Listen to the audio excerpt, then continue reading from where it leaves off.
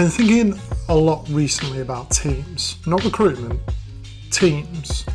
Because when I look back over my career, there seems to be one thing that stayed remarkably consistent.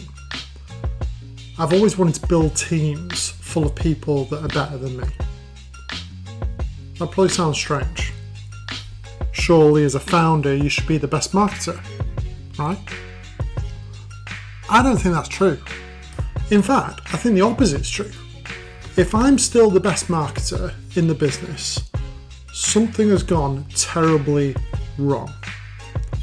Because if every part of the business depends on me being the best, the business will only ever be as good as I am. That's a pretty low ceiling.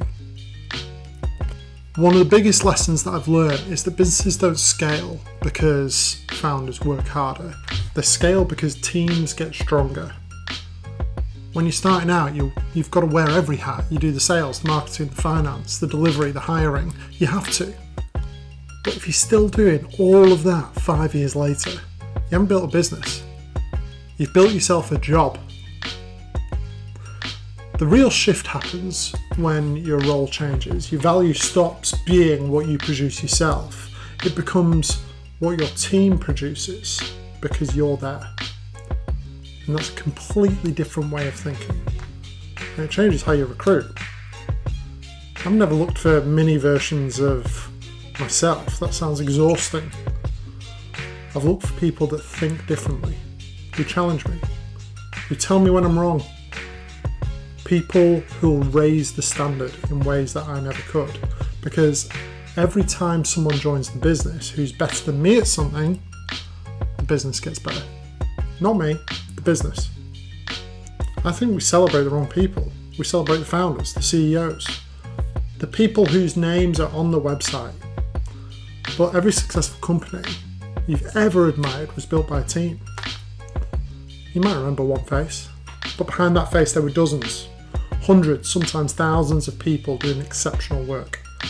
No one builds anything meaningful on their own. And honestly, one of the things I'm proudest of at Bind isn't a campaign or an award or a client. It's looking around the business and seeing people who are genuinely exceptional at what they do. People who are better marketers than I'll ever be, better leaders than I'll ever be.